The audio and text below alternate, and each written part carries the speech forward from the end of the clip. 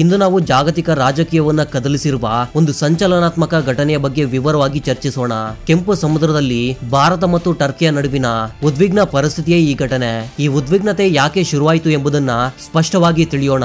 INS ತ್ರಿಕಂಡ ಎಂಬುದು ಭಾರತದ ನೌಕಾಪಡೆಗೆ ಸೇರಿದ ಇತ್ತೀಚಿನ ಫ್ರಿಗೇಟ್ ಯುದ್ಧ ನೌಕೆಯಾಗಿದೆ. ಇದು ಆಧುನಿಕ ರಾಡಾರ್ ವ್ಯವಸ್ಥೆಗಳು, ಕ್ಷಿಪಣಿಗಳು ಮತ್ತು ಜಲಾಂತರ್ಗಾಮಿ ವಿರೋಧಿ ಯುದ್ಧ ಸಾಮರ್ಥ್ಯಗಳನ್ನು ಹೊಂದಿದೆ. ಇಂತಹ ಒಂದು ಯುದ್ಧ ನೌಕೆಯು ಕೆಂಪು ಸಮುದ್ರಕ್ಕೆ ಪ್ರವೇಶಿಸಿದ್ದು ಜಾಗತಿಕ ದೇಶಗಳ ಗಮನವನ್ನು ಸೆಳೀತು. ಭಾರತೀಯ ನೌಕಾಪಡೆಯು ಆಗಾಗ್ಗೆ ಜಾಗತಿಕ ಮಟ್ಟದಲ್ಲಿ ವಿವಿಧ ಪ್ರದೇಶಗಳ ಕಾರ್ಯಾಚರಣೆಗಳಲ್ಲಿ ಭಾಗವಹಿಸುತ್ತೆ. ಇದು ಭಾರತದ ಆಕ್ಟ್ ಈಸ್ಟ್ ಮತ್ತು ಈಸ್ಟ್ ವೆಸ್ಟ್ ನೀತಿಗಳಿಗೆ ಅನುಗುಣವಾಗಿ ಭಾರತದ ಸಾಗರ ಶಕ್ತಿಯನ್ನ ಪ್ರದರ್ಶಿಸಲು ಮತ್ತು ಅಂತಾರಾಷ್ಟ್ರೀಯ ಸಮುದ್ರ ಮಾರ್ಗಗಳ ಸುರಕ್ಷತೆಯನ್ನ ಖಾತರಿಪಡಿಸಲು ನಡೆಯುತ್ತೆ. ಐಎನ್ಎಸ್ ತ್ರಿಕಂಡ ಅಂತಾರಾಷ್ಟ್ರೀಯ ಜಲಪ್ರದೇಶಕ್ಕೆ ಪ್ರವೇಶಿಸಿದ ತಕ್ಷಣ ಟರ್ಕಿಯ ನೌಕಾಪಡೆಯು ಅನಿರೀಕ್ಷಿತವಾಗಿ ಪ್ರತಿಕ್ರಿಯಿಸಿತು.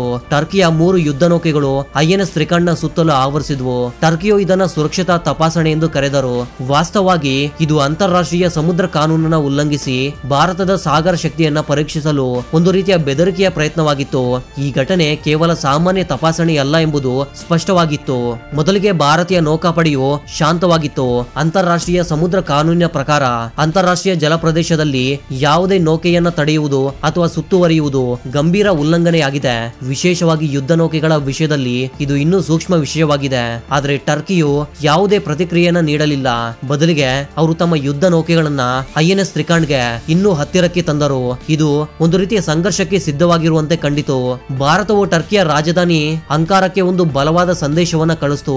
8 ಗಂಟೆಗಳ ಒಳಗಡೆ ಟರ್ಕಿಯ ನೌಕಾಪಡೆಯು ಐಎನ್ಎಸ್ ತ್ರಿಕಂಡ್ ನಿಂದ ದೂರವಾಗದೇ ಇದ್ರೆ ಭಾರತವು ತನ್ನ ಹಕ್ಕುಗಳ ಪ್ರಕಾರ ಕಠಿಣ ಕ್ರಮ ಕೈಗೊಳ್ಳುತ್ತದೆ ಎಂದು ಎಚ್ಚರಿಕೆಯನ್ನ ನೀಡಿತು.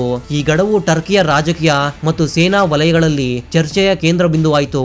ಟರ್ಕಿಯ ಅಧ್ಯಕ್ಷರ ಭದ್ರತಾ ಸಲಹೆಗಾರರು ತುರ್ತು ಸಭೆಯನ್ನ ಏರ್ಪಡಿಸಿದ್ರು. ಇದರಲ್ಲಿ ನೌಕಾಪಡೆಯ ಮುಖ್ಯಸ್ಥರು, ವಿದೇಶಾಂಗ ಸಚಿವಾಲಯದ ಅಧಿಕಾರಿಗಳು ಮತ್ತು ಗುಪ್ತಚರ ಸಂಸ್ಥೆಗಳ ಮುಖ್ಯಸ್ಥರು ಭಾಗವಹಿಸಿದ್ರು. ಇದೇ ಸಮಯದಲ್ಲಿ ಭಾರತದಲ್ಲಿ ಪ್ರಧಾನಮಂತ್ರಿಯ ಕಾರ್ಯಾಲಯ ಮತ್ತು ರಕ್ಷಣಾ ಸಚಿವಾಲಯವು ತ್ರಿವಿಧ ದಳಗಳ ಮುಖ್ಯಸ್ಥರನ್ನ ಕರೆದು ಈ ಘಟನೆಯ ಕುರಿತು ಪರಿಶೀಲನೆ ನಡೆಸಿತು. ಇದು ಭಾರತದ ಇತಿಹಾಸದಲ್ಲಿ ಒಂದು ನಾಟೋ ಸದಸ್ಯ ರಾಷ್ಟ್ರಕ್ಕೆ ಇಷ್ಟು ಸ್ಪಷ್ಟ ಗಡುವನ್ನ ನೀಡಿ ಗಡುವು ಹಾಕಿದ ಮೊದಲ ಘಟನೆಯಾಗಿದೆ. ನಾಟೋ ಎಂಬುದು ಉತ್ತರ ಅಮೆರಿಕ ಮತ್ತು ಯುರೋಪಿಯನ್ ದೇಶಗಳ ಸೇನಾ ಒಕ್ಕೂಟವಾಗಿದೆ. ಭಾರತದ ಎಚ್ಚರಿಕೆಯ ಪರಿಣಾಮವು ಸ್ಪಷ್ಟವಾಗಿ ಕಂಡಿತು.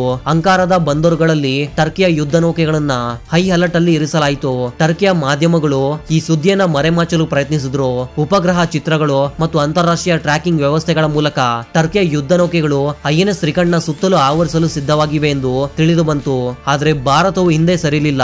ಬದಲಿಗೆ ಐಎನ್ಎಸ್ ತ್ರಿಕಂಡ್ಗೆ ಬೆಂಬಲವಾಗಿ ಅರೇಬಿಯನ್ ಸಮುದ್ರದಿಂದ 12 ಭಾರತೀಯ ಯುದ್ಧ ನೌಕೆಗಳನ್ನ ಕೆಂಪು ಸಮುದ್ರಕ್ಕೆ ಕಳಿಸಲು ಆದೇಶಿಸಿತು. ಜೊತೆಗೆ ಟರ್ಕಿಯ ಮೇಲೆ ಕಾರ್ಯತಂತ್ರದ ರಾಜತಾಂತ್ರಿಕ ಒತ್ತಡವನ್ನು ಹೆಚ್ಚಿಸಲು ಭಾರತವು ಕೆಂಪು ಸಮುದ್ರದಲ್ಲಿ ತನ್ನ ಮಿತ್ರ ರಾಷ್ಟ್ರಗಳೊಂದಿಗೆ ಸಂಪರ್ಕ ಸಾಧಿಸಲು ಆರಂಭಿಸಿತು. ಇದು ಟರ್ಕಿಗೆ ಸ್ಪಷ್ಟ ಸಂದೇಶವಾಗಿತ್ತು. ಭಾರತವು ಈ ಬಾರಿ ರಾಜಿ ಮಾಡಿಕೊಳ್ಳೋದಿಲ್ಲ. ಪರಿಸ್ಥಿತಿ ಇನ್ನಷ್ಟು ಗಂಭೀರವಾಯಿತು. ಭಾರತವು ಈ ಘಟನೆಯನ್ನ ಐಕ್ಯ ರಾಷ್ಟ್ರ ಸಂಘದ ಭದ್ರತಾ ಮಂಡಳಿಗೆ ಅಂದ್ರೆ ಯುಎನ್ಎಸ್ಸಿಗೆ ತಿಳಿಸಿತು. ಇದನ್ನ ಅಂತಾರಾಷ್ಟ್ರೀಯ ಸಮುದ್ರ ಕಾನೂನಿನ ಗಂಭೀರ ಉಲ್ಲಂಘನೆ ಎಂದು ಗುರುತಿಸಿತು. ಟರ್ಕಿಯು ತನ್ನ ನೌಕಾಪಡೆಯನ್ನ ಹಿಂತೆಗೆದುಕೊಳ್ಳದಿದ್ರೆ ಭಾರತವು ಸ್ವಯಂ ಭದ್ರತಾ ಹಕ್ಕನ್ನ ಬಳಸಿಕೊಳ್ಳುವುದಾಗಿ ತಿಳಿಸಿತು. ಇದು ಟರ್ಕಿಯನ್ನ ಜಾಗತಿಕ ವೇದಿಕೆಯಲ್ಲಿ ತೀವ್ರ ತೊಂದರೆಗೆ ಸಿಲುಕಿಸಿತು. ತದನಂತರ ವಾಷಿಂಗ್ಟನ್, ಪ್ಯಾರಿಸ್ ಮತ್ತು ಮಾಸ್ಕೋದಲ್ಲಿ ರಾಜಕೀಯ ಚಟುವಟಿಕೆಗಳು ಆರಂಭವಾದವು. ಟರ್ಕಿಗೆ ಈಗ 2 ಆಯ್ಕೆಗಳು ಮಾತ್ರವೇ ಉಳಿದಿವೆ. ಒಂದು ಭಾರತದ ಗಡುವಿಗೆ ಬದ್ಧವಾಗಿ ಹಿಂದೆ ಸರಿಯುವುದು ಅಥವಾ ನೇರವಾಗಿ ಸೇನಾ ಸಂಘರ್ಷಕ್ಕೆ ಹೋಗುವುದು. ಈ ಬಾರಿ ಭಾರತದ ಆಕ್ರಮಣಕಾರಿ ಶೈಲಿಯು ಸಂಪೂರ್ಣವಾಗಿ ಭಿನ್ನವಾಗಿತ್ತು. ಯಾವುದೇ ರಾಜಿ ಇಲ್ಲ, ಯಾವುದೇ ಒಪ್ಪಂದವಿಲ್ಲ. ಆದ್ರೆ ಟರ್ಕಿಯು ಹಿಂದೆ ಸರಿದ್ರೆ ನಾಟೋದಲ್ಲಿ ತನ್ನ ಸ್ಥಾನ ದುರ್ಬಲವಾಗುತ್ತದೆ ಎಂದು ಭಯಪಟ್ಟಿತು. ಆದ್ರೆ ಸಂಘರ್ಷವಾದ್ರೆ ಭಾರತ ತಾಂತ್ರಿಕವಾಗಿ ಸುಧಾರಿತ ಮತ್ತು ಉನ್ನತ ಮಟ್ಟದ ಭಾರತೀಯ ನೌಕಾಪಡೆಯ ಶಕ್ತಿಯನ್ನ ಟರ್ಕಿಯು ಎದುರಿಸಬೇಕಾಗಿ ಬರುತ್ತೆ. ಭಾರತದ 8 ಗಂಟೆಗಳ ಗಡುವು ಆರಂಭವಾಯಿತು. ಟರ್ಕಿಯು ಭಾರತದ 8 ಗಂಟೆಗಳ ಗಡುವಿಗೆ ಯಾವುದೇ ಕ್ರಮ ಕೈಗೊಳ್ಳಲಿಲ್ಲ ಮತ್ತು ಹಿಂದೆ ಸರಿಯಲು ಪ್ರಯತ್ನಿಸಲಿಲ್ಲ. ಇದರಿಂದ ಭಾರತವು ಕಠಿಣ ಕ್ರಮ ಕೈಗೊಳ್ಳಬೇಕಾಯಿತು. ಇತ್ತೀಚಿನ ಅಪ್ಡೇಟ್ಗಳ ಪ್ರಕಾರ ಭಾರತವು ಟರ್ಕಿಯ ಅತಿದೊಡ್ಡ ತೈಲ ಕೇಂದ್ರವನ್ನ ಗುರಿಯಾಗಿಸಿ ಧ್ವಂಸಗೊಳಿಸಿತು. ಇದು ಟರ್ಕಿಗೆ ಆರ್ಥಿಕ ಮತ್ತು ಕಾರ್ಯತಂತ್ರದ ದೃಷ್ಟಿಯಿಂದ ದೊಡ್ಡ ನಷ್ಟವಾಯಿತು. ಮೊದಲಿಗೆ ಟರ್ಕಿಯು ಕೆಂಪು ಸಮುದ್ರದಲ್ಲಿ ಭಾರತದ ಪ್ರವೇಶವನ್ನ ಕಾನೂನು ಬಾಹಿರ ಎಂದಿತು. ಆಗ ಭಾರತವು ಶಾಂತವಾಗಿತ್ತು. ಭಾರತವು ತನ್ನ ಐಎನ್ಎಸ್ ತ್ರಿಕಂಡವನ್ನ ಟರ್ಕಿಯ ಗಡಿಯಿಂದ ಹೊರಗಿಟ್ಟಿತು. ಟರ್ಕಿಯು ಪದೇ ಪದೇ ಭಾರತದ ಐಎನ್ಎಸ್ ತ್ರಿಕಂಡವನ್ನ ಧ್ವಂಸಗೊಳಿಸೋದಾಗಿ ಬೆದರಿಕೆ ಆಗ್ತಾ ಇತ್ತು. ಆಗಲೂ ಭಾರತ ಶಾಂತವಾಗಿತ್ತು. ಟರ್ಕಿಯು ಐಕ್ಯ ರಾಷ್ಟ್ರ ಸಂಘದಲ್ಲಿ ಭಾರತದ ವಿರುದ್ಧ ಆಕ್ಷೇಪಣೆಯನ್ನು ಎತ್ತಿದಾಗಲೂ ಭಾರತವು ಶಾಂತವಾಗಿತ್ತು.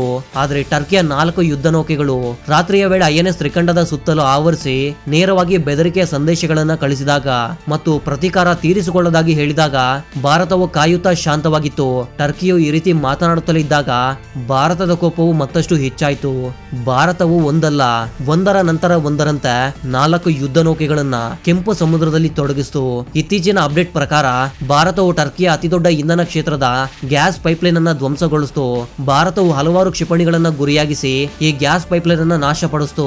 ಪ್ರಸ್ತುತ ಭಾರತವು ಟರ್ಕಿಗೆ ಯಾವುದೇ ಅವಕಾಶವನ್ನ ನೀಡಿಲ್ಲ. ಭಾರತೀಯ ಯುದ್ಧ ನೌಕೆಗಳು ಟರ್ಕಿಯನ್ನ ಎಲ್ಲಾ ಕಡೆಯಿಂದ ಸುತ್ತುವರೆದಿವೆ. ಭಾರತವು ಈಗ ಕೆಂಪು ಸಮುದ್ರದಲ್ಲಿ ಮಾತ್ರವಲ್ಲ, ಕೆಂಪು ಸಮುದ್ರದಿಂದ ಕಪ್ಪು ಸಮುದ್ರದವರೆಗೂ ತನ್ನ ಶಕ್ತಿಯನ್ನ ತೋರಿಸಿದೆ. ಅಂದರೆ ಟರ್ಕಿಯ 3 ಬದಿಯ ಸಮುದ್ರಗಳಲ್ಲೂ ಭಾರತದ ಯುದ್ಧ ನೌಕೆಗಳಿವೆ. ಭಾರತವು ಟರ್ಕಿಯನ್ನು ಸಂಪೂರ್ಣವಾಗಿ ಆವರಿಸಿದೆ. ಟರ್ಕಿಯು ತನ್ನ ಗಡುವಿಗೆ ಕ್ರಮ ಕೈಗೊಳ್ಳಲಿಲ್ಲ ಮತ್ತು ಹಿಂದೆ ಸರಿಯಲು ಪ್ರಯತ್ನಿಸಲಿಲ್ಲ. ಇದರಿಂದ ಭಾರತವು ಈ ದೊಡ್ಡ ಕ್ರಮವನ್ನ ಕೈಗೊಂಡಿತು. ಈ ಗ್ಯಾಸ್ ಪೈಪ್ಲೈನ್ ನ ಧ್ವಂಸದೊಂದಿಗೆ ಭಾರತವು ಟರ್ಕಿಗೆ ದೊಡ್ಡ ಆಘಾತ ನೀಡಿತು. ಟರ್ಕಿಯ ಅತಿ ದೊಡ್ಡ ಇಂಧನ ಕ್ಷೇತ್ರವನ್ನ ಭಾರತವು ತನ್ನ ಹಿಡಿತಕ್ಕೆ ತೆಗೆದುಕೊಂಡಿದೆ ಎಂದು ಹೇಳಬಹುದು. ಯಾಕಂದ್ರೆ ಯಾವುದೇ ದೇಶವನ್ನ ದುರ್ಬಲಗೊಳಿಸಲು ಅದರ ಇಂಧನ ಕ್ಷೇತ್ರವನ್ನ ಮತ್ತು ವಿದ್ಯುತ್ ಸರಬರಾಜನ್ನ ಕಡಿತಗೊಳಿಸುವುದು ತುಂಬಾ ಪರಿಣಾಮಕಾರಿ ಮಾರ್ಗವಾಗಿದೆ. ಭಾರತ ಮತ್ತು ಟರ್ಕಿಯ ಸಂಬಂಧಗಳ ಹಿನ್ನೆಲೆ ಗತ ಕೆಲವು ವರ್ಷಗಳಲ್ಲಿ ಭಾರತ ಮತ್ತು ಟರ್ಕಿಯ ಸಂಬಂಧಗಳು ಕ್ಷೀಣಿಸುತ್ತಿವೆ. ಇದಕ್ಕೆ ಹಲವು ಕಾರಣಗಳಿವೆ. ನಂಬರ್ 1, ಕಾಶ್ಮೀರದ ವಿವಾದ.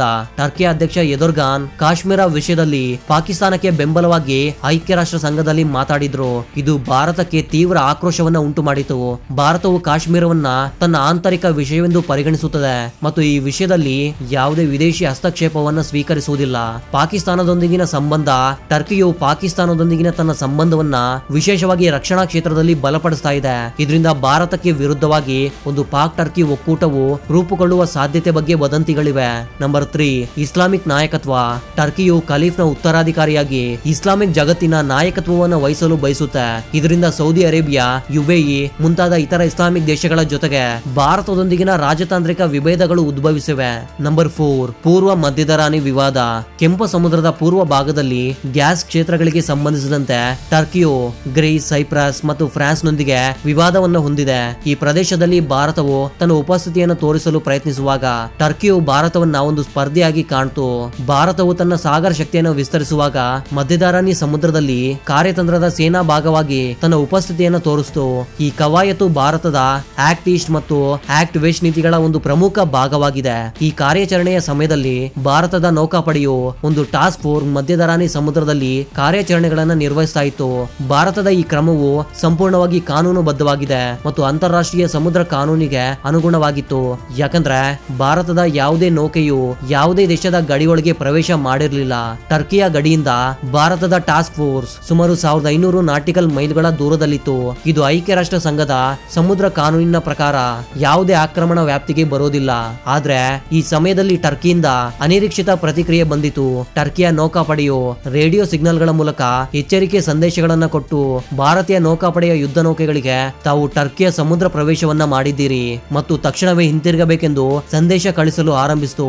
ಈ ಸಂದೇಶದಲ್ಲಿ ಟರ್ಕಿಯು ಭಾರತವನ್ನ ಬೆದರಿಕೆಗೊಳಿಸಿದ್ದು ಮಾತ್ರವಲ್ಲ, ಭಾರತೀಯ ಯುದ್ಧ ನೌಕೆಗಳು ಹಿಂದಿರುಗದಿದ್ರೆ ಟರ್ಕಿಯ ನೌಕಾಪಡೆಯ ಕ್ರಮವನ್ನ ಭಾರತ ಎದುರಿಸಬೇಕಾಗಿರುತ್ತದೆ ಎಂದು ಎಚ್ಚರಿಕೆಯನ್ನ ನೀಡಿತು. ವಾಸ್ತವವಾಗಿ ಭಾರತದ ಯಾವುದೇ ನೌಕಾಪಡೆಯ ಘಟಕವು ಟರ್ಕಿಯ ಗಡಿಗೆ ಹತ್ತಿರವಿರಲಿಲ್ಲ. ಭಾರತದ ನೀತಿಯು ಸ್ಪಷ್ಟವಾಗಿತ್ತು.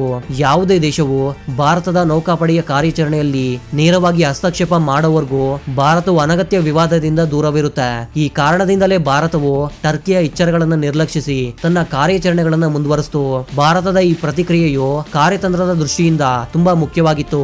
ಯಾಕಂದ್ರೆ ಭಾರತವು ಟರ್ಕಿಯ ಎಚ್ಚರಗಳಿಗೆ ಶರಣಾಗತಿಯಾದ್ರೆ ಅದು ತಪ್ಪು ಸಂದೇಶವನ್ನ ಕಳಿಸುತ್ತಿತ್ತು.